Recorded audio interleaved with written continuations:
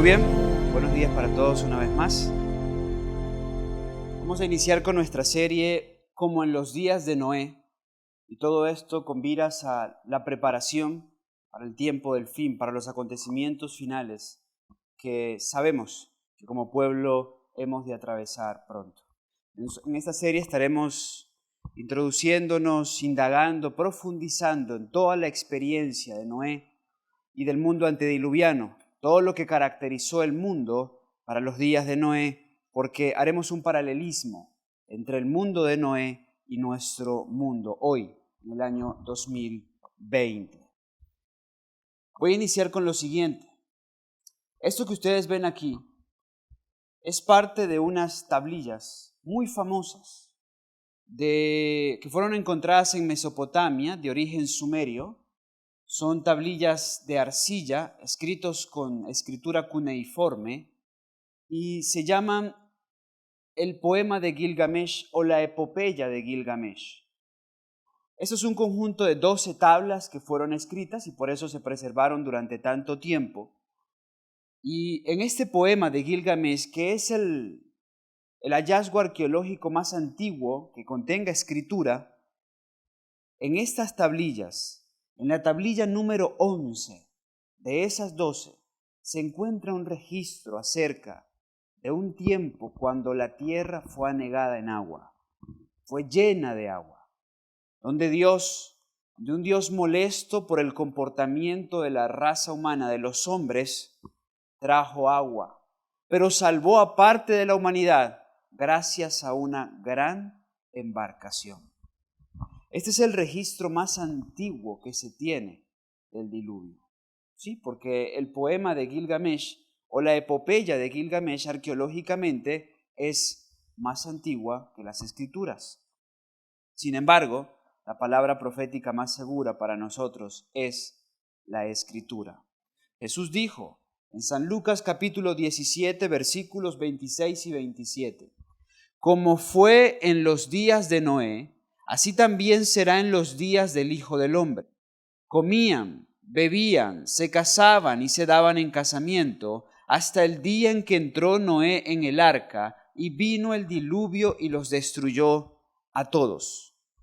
El mismo Jesús cita el diluvio, y pues eso es más sólido que la arqueología, porque es palabra de Cristo. Y Jesús dice, bueno, así como ocurrió en los días de Noé, diciendo eso fue literal, eso ocurrió así.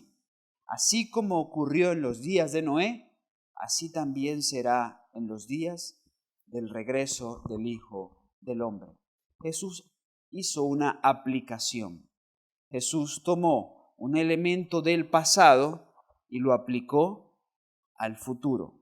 Jesús no reinterpretó, Jesús reaplicó. ¿Por qué reaplicó Jesús? Bueno, Jesús reaplicó basado en lo que está escrito en el libro de Eclesiastés, capítulo 1, versículos 9 y 10. Y leemos en Eclesiastés, capítulo 1, versículos 9 y 10 lo siguiente.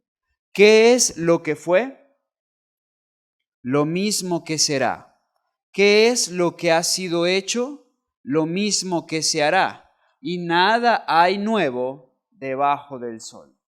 Jesús, basado en lo escrito por Salomón, reaplica la experiencia del diluvio.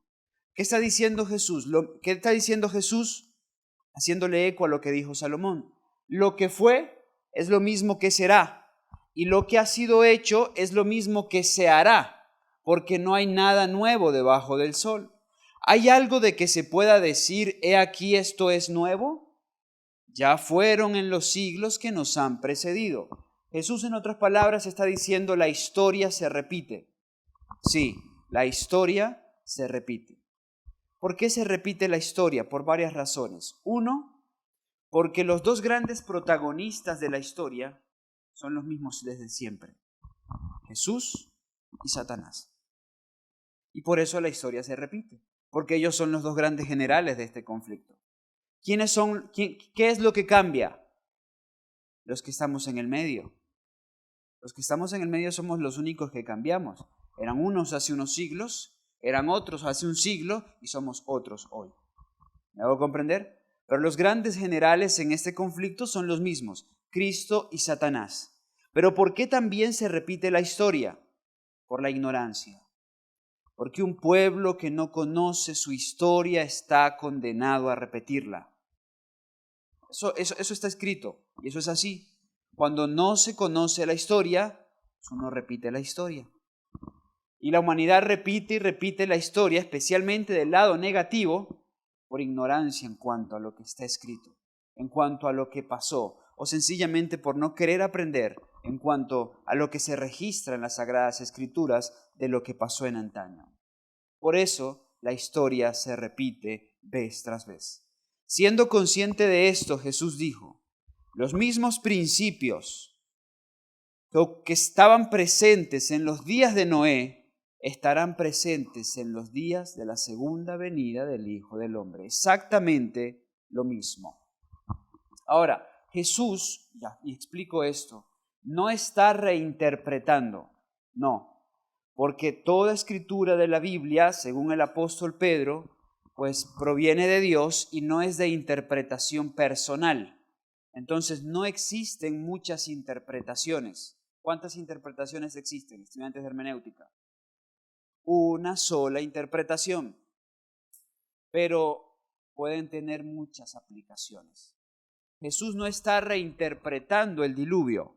Hay personas que han querido reinterpretar el diluvio. Hubo un movimiento fuerte para el año 1964, porque dijeron, bueno, Dios le dio 120 años al mundo desde que le dio el mensaje a Noé. Y reinterpretaron eso y dijeron, 120 años desde 1844 nos lleva a 1964. Y hubo un gran movimiento que enseñó que Jesús venía para ese tiempo. Quisieron reinterpretar y se llevaron un gran chasco. Bueno, iba a decir me alegro que se llevaron un chasco. Voy a decir mejor, era obvio que se iban a llevar ese chasco. ¿Por qué? Por estar metiéndose en lo que Dios dijo, que nadie debe meterse, el día y la hora. Ahora bien, Jesús no reinterpretó, Jesús reaplicó. ¿Ven la diferencia? Una reinterpretación es tomar lo sucedido allí y ubicar los mismos elementos, tiempo y demás en el futuro, como lo han hecho algunos con las trompetas, como lo han hecho algunos con otros elementos de la profecía bíblica, con los periodos de tiempo de Daniel 12 que los reinterpretan. Jesús simplemente reaplicó diciendo, los mismos principios que estuvieron presentes en los días de Noé, estarán presentes en los días del tiempo del fin. ¿Me hago comprender? Muy bien. Patriarcas y Profetas, página 79, nos dice lo siguiente. En los días de Noé, pesaba sobre la tierra una doble maldición. ¿Por qué sobre la tierra pesaba una doble maldición? ¿Quién recuerda? 1, la maldición de Génesis 3. Cuando Dios maldice la tierra por amor al hombre. Ahora iba a ser más difícil hacer producir la tierra. Pero luego cayó otra maldición. ¿Se acuerdan cuál? Cuando Caín asesina a Abel y derrama su sangre sobre el suelo. La profeta nos dice, como consecuencia de la transgresión de Adán y del asesinato cometido por Caín.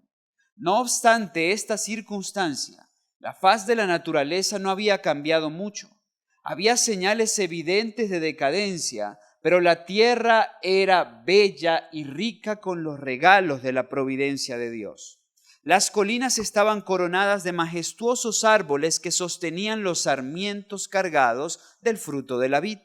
Las vastas planicies que semejaban jardines estaban vestidas de suave verdor y endulzadas con la fragancia de miles de flores. Sigue diciendo, los frutos de la tierra eran de una gran variedad y de una abundancia casi ilimitada. Los árboles superaban en tamaño, belleza y perfecta simetría a los más hermosos del presente. La madera era de magnífica fibra y de dura substancia, muy parecida ¿a qué? A la piedra, y apenas un poco menos durable que ésta. Además, abundaban el oro, la plata y las piedras preciosas. El linaje humano aún conservaba mucho de su vigor original. Solo pocas generaciones habían pasado desde que Adán había tenido acceso al árbol que había de prolongar la vida, y la unidad de la existencia del hombre era todavía el signo. Sigue diciendo, describiendo el mundo antediluviano: si aquellas personas dotadas de longevidad hubieran dedicado al servicio de Dios sus excepcionales facultades para hacer planes y ejecutarlos, habrían hecho del nombre de su Creador un motivo de alabanza en la tierra y habrían cumplido el motivo por el cual Dios le dio la vida. Pero dejaron de hacerlo. Había muchos gigantes, hombres de gran estatura y fuerza, renombrados por su sabiduría, hábiles para proyectar las más sutiles y maravillosas obras, pero la culpa en que incurrieron al dar rienda suelta a la iniquidad fue proporcional a su pericia y habilidad mental. Interesante. Todas estas eran parte de las características del mundo antediluviano.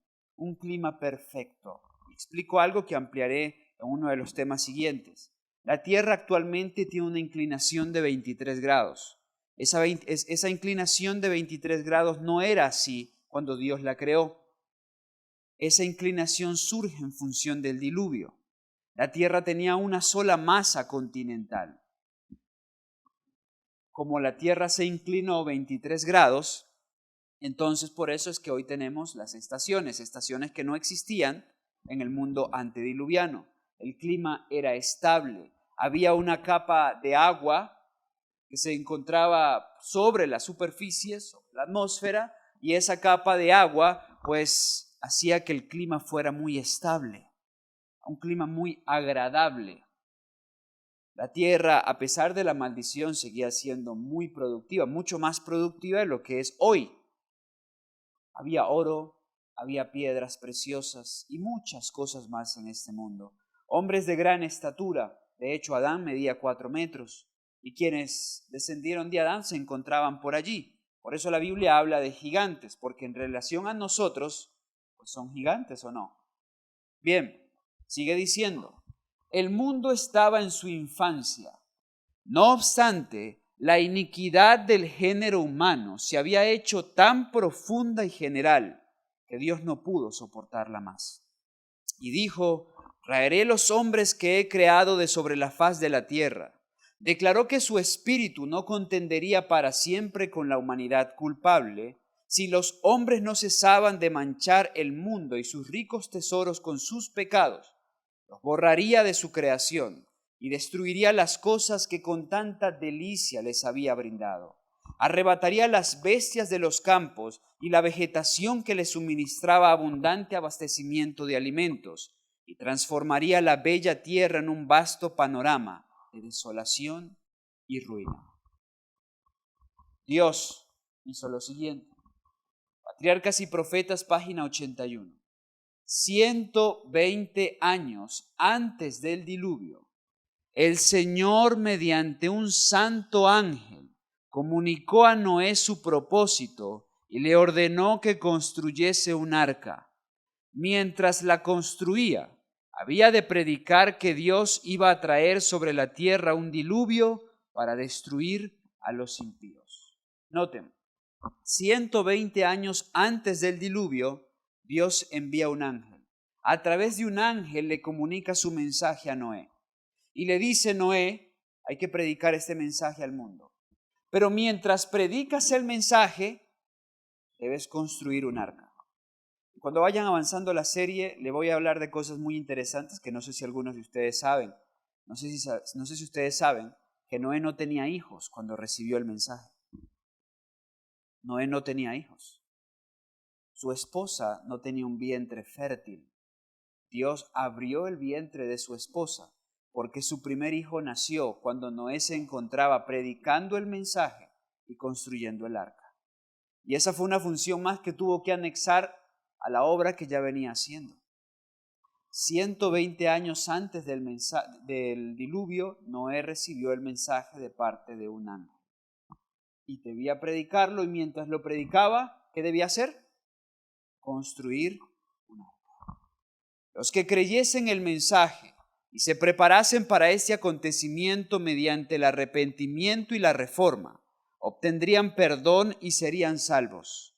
Enoc había repetido a sus hijos lo que Dios había manifestado tocante al diluvio, y Matusalén y sus hijos, que alcanzaron a oír las palabras de Noé, le ayudaron en la construcción del arca. En este trabajo Noé no estuvo solo. Matusalén, que murió el año del diluvio, le ayudó. Lamec, su padre, mientras vivió, le ayudó. Y otros también le ayudaron en la construcción del arca, hasta que finalmente llegó el diluvio. Bien, después de ver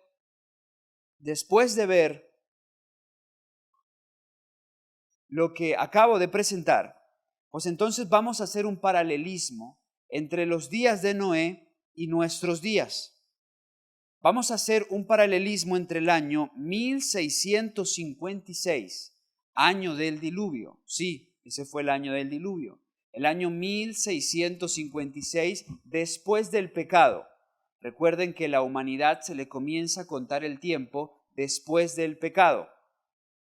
Si ustedes cuentan en Génesis 5 la vida de cada uno de los hijos de Set y llegan hasta el año de vida de Noé del diluvio, que fue su año de vida 600, entonces van a ver que el diluvio ocurrió en el año 1656. Vamos a hacer un paralelismo entre el año 1656 y nuestro tiempo. Por eso, vamos a ver el primer punto de ese paralelismo, que es la mezcla de simientes. Génesis capítulo 6, versículos 1 y 2. Génesis 6 es el inicio del registro del diluvio, del relato del diluvio. Allí comienza el relato del diluvio como tal.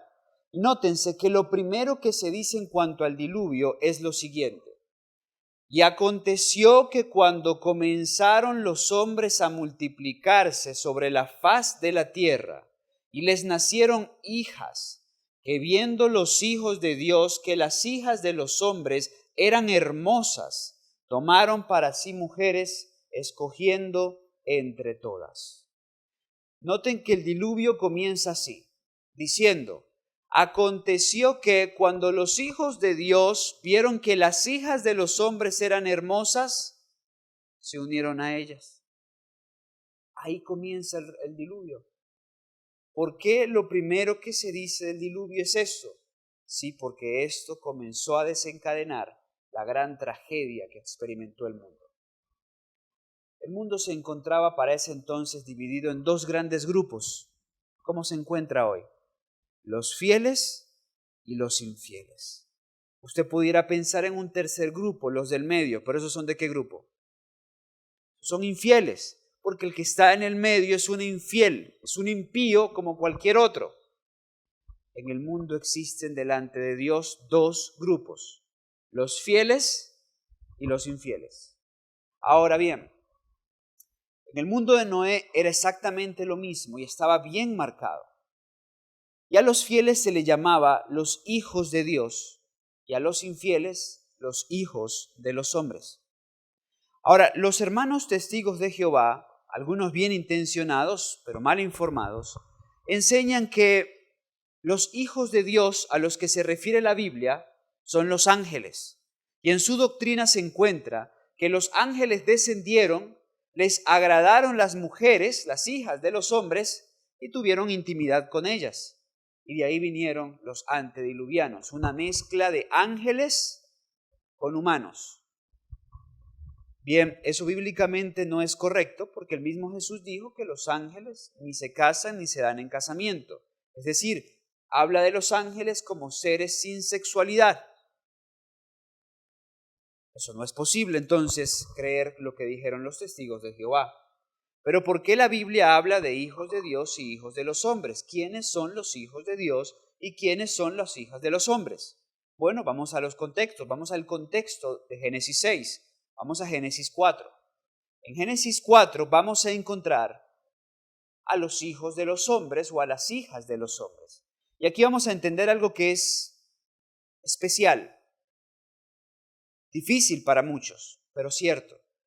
Hermanos, nosotros solemos decir, seguramente lo hemos dicho o lo hemos escuchado, todos somos hijos de Dios. Qué pena, pero no es verdad. No todos son hijos de Dios. Todos somos criaturas de Dios, pero ser criaturas no nos hace hijos. Hijos de Dios son aquellos que tienen características especiales. Miren los hijos de los hombres. Génesis capítulo 4, versículo 16 en adelante. Y Caín se fue de la presencia de Jehová y habitó en la tierra de Nod, al oriente de Edén. Y conoció Caín a su esposa, la cual concibió y dio a luz a Enoc. No se preocupen, no es Enoc el que caminó con Dios, es Enoc el hijo de Caín. Y edificó una ciudad y llamó el nombre de la ciudad del nombre de su hijo, Enoc. Yo soy un convencido que no hay mejor libro de historia que la Biblia. ¿Cómo se llamó la primera ciudad del mundo? Enoc. ¿Quién la construyó? Y la construyó como un símbolo de rebeldía a Dios. Por eso es que desde un principio las ciudades representan eso, rebelión contra Dios, oposición a Dios, porque Dios le había dicho a Caín, serás forastero, errante, irás por toda la tierra. Caín dijo, no quiero ser errante, aquí me quedo. Y Dios le dijo, no te preocupes, nadie te va a matar, coloqué un sello de protección, no confío en tu protección, yo levanto muros. Así se formaron las ciudades. Caín en oposición a Dios. Por eso las ciudades son eso, símbolo de oposición, de rebeldía a Dios. ¿Quién fue su fundador? Caín. Sigue diciendo. Y a Enoc nació Irad, e Irad engendró a Mehujael, y Mehujael engendró a Matusael, y Matusael engendró a Lamet. No se vuelvan a preocupar. Lamec no es el papá de Noé. Dice, y tomó para sí Lamec 2 esposas. Curioso, primer caso de poligamia. ¿Dónde lo encontramos? Los hijos de Caín. Primer hombre con 2 mujeres, hijo de Caín. El nombre de la una fue Ada, el nombre de la otra fue Sila. Y Ada dio a luz a Jabal, el cual fue padre de los que habitan en tiendas y crían ganado. Primer ganadero. Bien. El nombre de su hermano fue Jubal, el cual fue padre de todos los que tocan arpa y órgano. Y Sila también dio a luz a Tubal-Caín, noten, artífice de toda obra de bronce y de hierro, y la hermana de Tubal-Caín fue Naama. ¿Quién fue el primer constructor de imágenes? ¿Quién fue el primer artífice de imágenes? Tubal-Caín. O sea, de los hijos de Caín salieron la primera ciudad, el primer hacedor de imágenes, el primer constructor, hacedor de ídolos, y también salió el primer polígamo de los hijos de Caín. A esos son los que Dios llama los hijos de los hombres. Pero, ¿dónde están los hijos de Dios? Capítulo siguiente, Génesis 5. Versículo 1 en adelante. Este es el libro de las generaciones de Adán, el día en que creó Dios al hombre, a la semejanza de Dios lo hizo. Varón y hembra los creó y los bendijo y llamó el nombre de ellos Adán, el día en que fueron creados. Y a partir de aquí comienza a mencionar a los hijos de Adán por el linaje de Set, sustituto de Abel. Y dice el versículo 3, parte final, Set, primer hijo de Adán, por ese lado. Y luego leemos, el siguiente hijo se encuentra en el versículo 6, y vivió Set 105 años y engendró a Enos.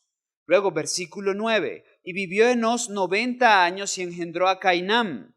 Versículo 12, y vivió Cainán 70 años y engendró a Mahalalel. Versículo 15, y vivió Mahalalel 65 años y engendró a Jared. Versículo 18, y vivió Jared 162 años y engendró a Enoc. Sí, ese sí es el Enoc que caminó con Dios. Versículo 21, y vivió Enoc 65 años y engendró a Matusalem. Y luego tenemos a Lamet y luego encontramos a Noé. Estos son los que la Biblia llama los hijos de Dios. Sí, hermanos, porque como les decía, No todos somos hijos de Dios, eso es mentira. No sé si usted lo ha dicho, no sé si lo ha escuchado, pero eso es falso. Los hijos de Dios tienen ciertas características. Busquémoslas rápidamente. Mateo capítulo 5, debe ser el versículo número 9. Romanos capítulo 8, versículo 14.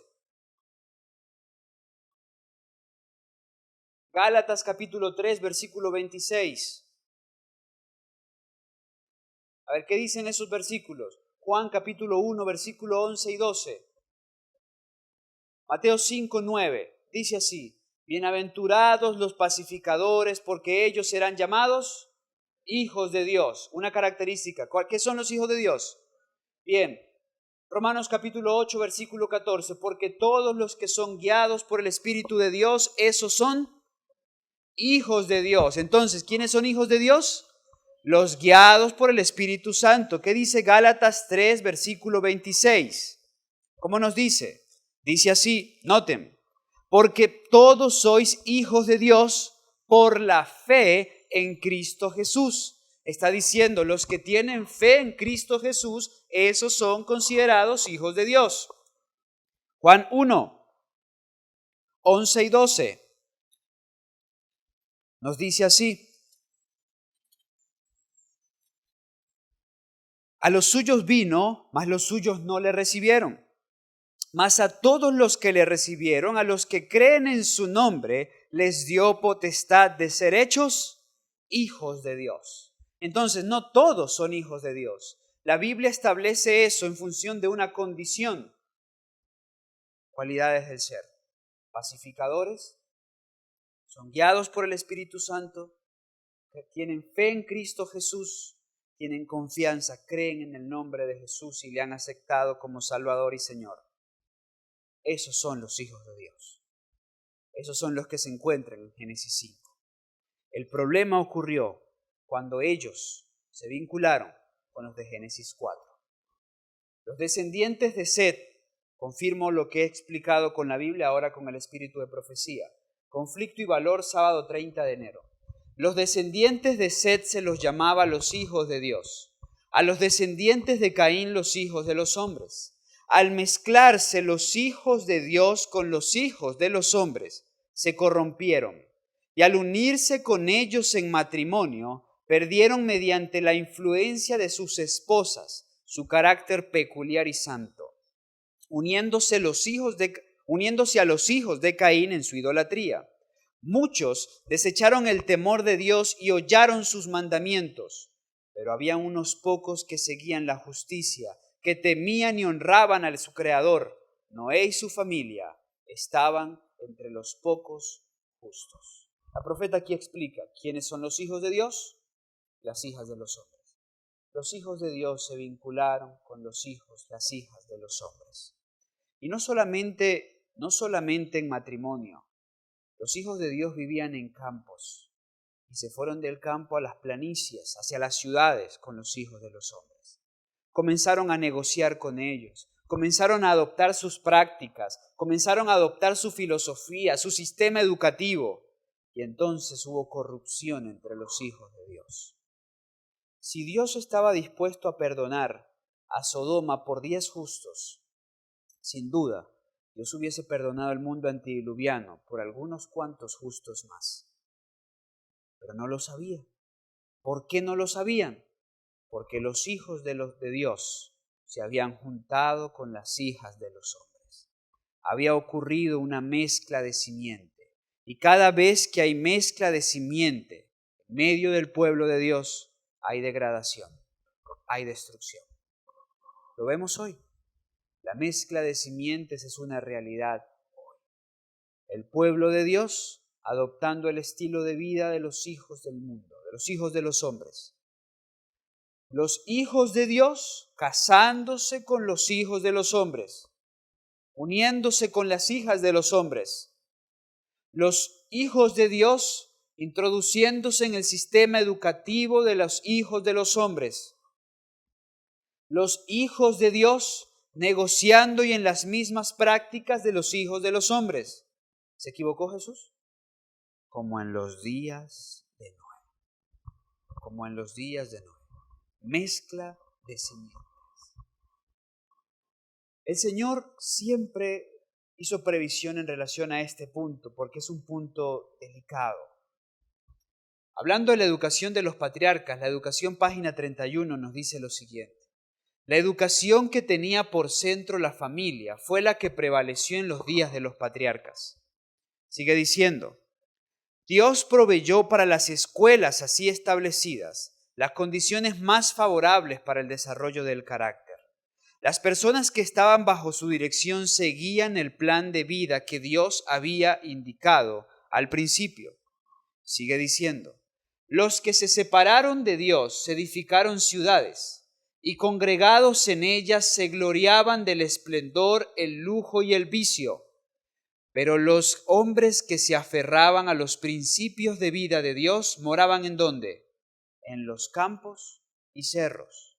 Sigue diciendo, cultivaban la tierra, cuidaban rebaños y en su vida libre e independiente, llena de oportunidades para trabajar, estudiar y meditar, aprendían de Dios y enseñaban a sus hijos sus obras y caminos.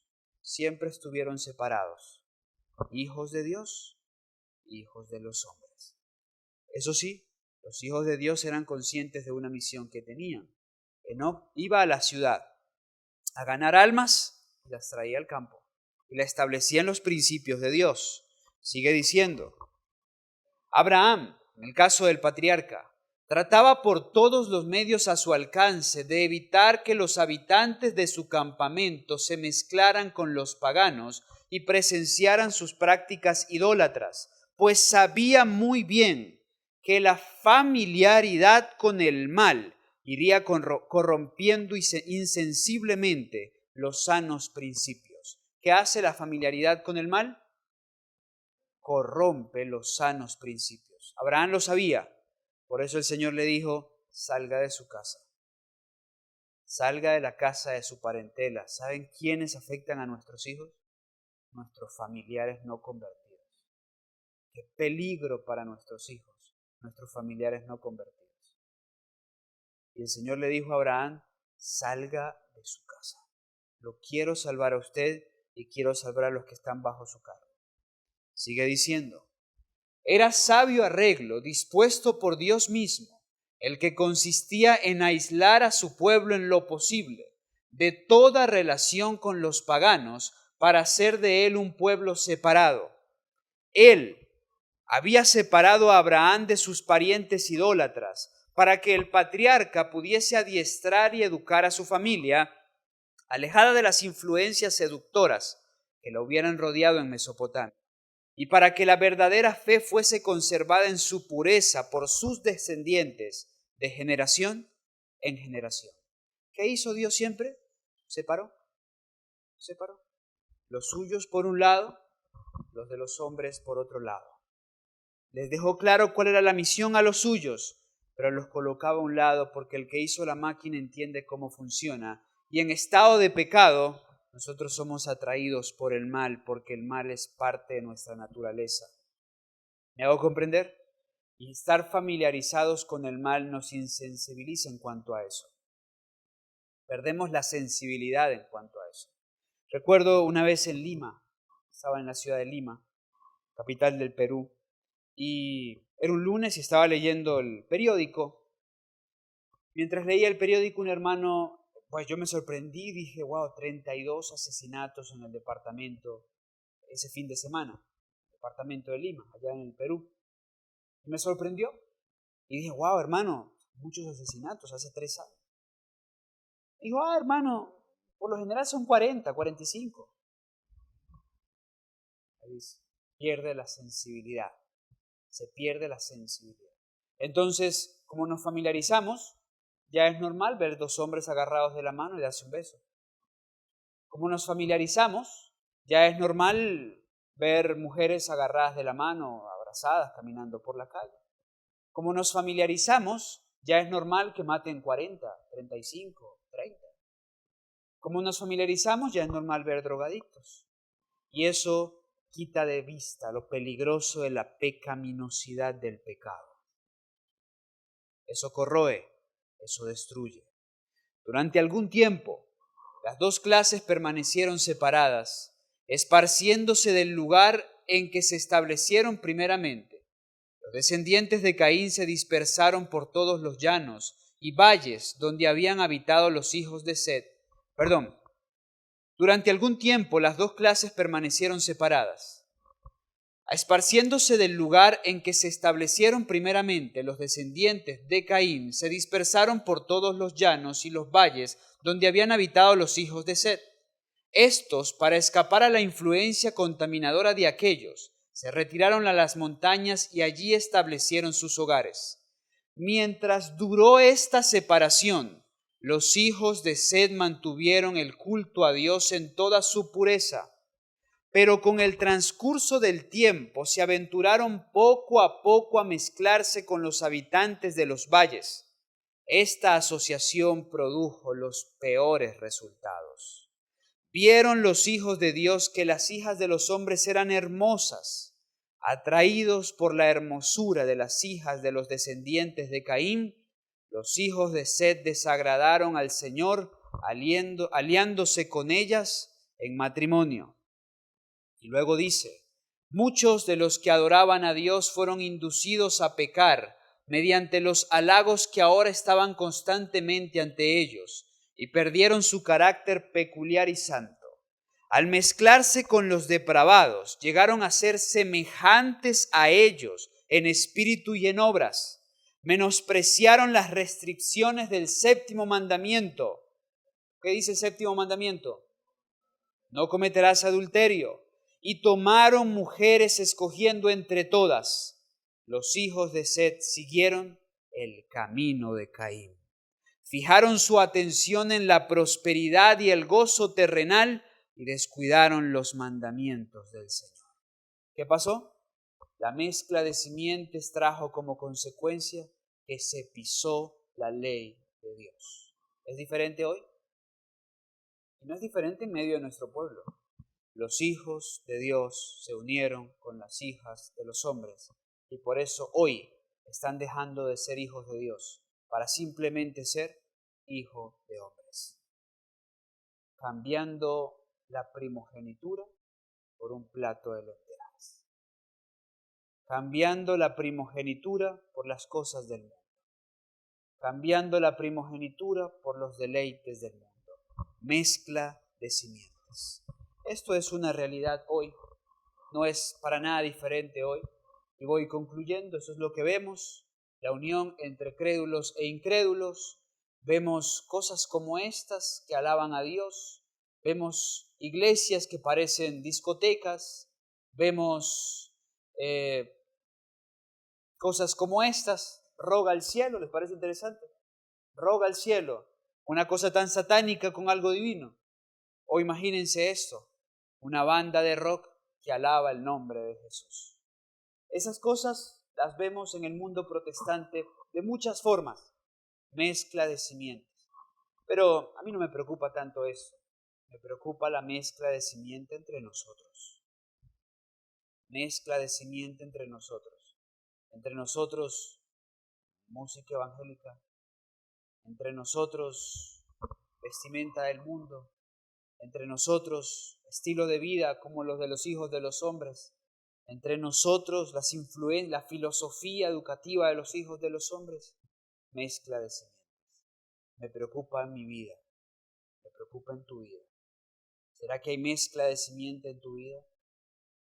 ¿Será que hay algo de los hijos de los hombres en tu corazón, en tus prácticas, en lo que haces día a día? Porque si es así, estás cumpliendo del lado negativo lo dicho por Jesús, como en los días de Noé. Yo espero que aquí todos estemos del lado positivo de la profecía, del lado de Noé, como Noé, sin mezcla de simientes.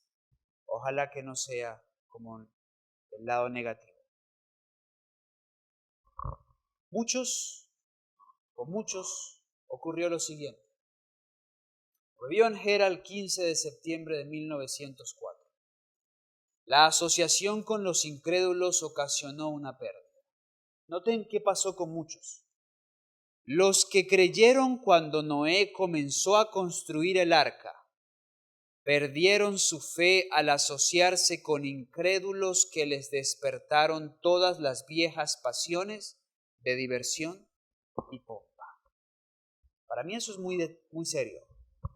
Porque muchos creyeron. Cuando usted ve la experiencia de Noé, usted puede pensar, oye, Noé fue un evangelista malo. 120 años predicando y 8 entraron. Bueno, por lo menos le fue bien con la familia. Entraron los 8 de su casa. Pero fuera de su casa nadie. Usted pudiera pensar, oye, ese fue un orador malo. No, en realidad muchos se convencieron por el mensaje de Noé. Pero ¿sabe qué pasó con la mayoría de ellos? Que creyeron. Pero había un tiempo de espera. 120 años. Pero en ese camino se fueron asociando con los incrédulos. Y entonces los incrédulos los reencausaron por sus viejos hábitos, viejas pasiones de diversión y de pompa. Eso ocurre hoy porque estábamos viviendo en días como en los días de Noé. Bien, mi gran pregunta para ti a esta hora es, ¿qué mezcla de simiente hay en tu vida? ¿Qué mezcla de simiente hay en tu vida? Por allí comenzó la decadencia del mundo antediluviano. Por allí puede estar comenzando tu decadencia. ¿Será que en tu dispositivo hay algo indebido? ¿Algo que no glorifica a Dios? ¿Será que en tu computador hay algo que revela mezcla de simientes? ¿Será que entre tus hábitos, entre lo que tú haces en el día a día, hay algo que no glorifica a Dios, que no es de los hijos de Dios, sino de los hijos de los hombres? Hoy es día para reflexionar en eso y para tomar decisiones. Hoy es día para borrar, hoy es día para limpiar, hoy es día para quemar. Estos días, motivado por algo en las Escrituras, decidí hablar con mi familia, padres. Decidí hablar con mi familia. El Señor me dijo, limpia tu casa, limpia tu casa. Y hablé con mi casa, les dije, a ver, lo que está mal aquí hay que sacarlo. Y hice una fogata cerca de mi casa. Y ahí quemé lo que estaba mal. Le digo a los padres, es tiempo de limpiar nuestras casas. En nuestros hogares no debe haber mezcla de simientes. Traemos maldición para nosotros, maldición para nuestros hijos, maldición para nuestro campamento. Lo que no glorifica a Dios debe ser dejado. El Señor nos bendiga. Esa sea nuestra experiencia.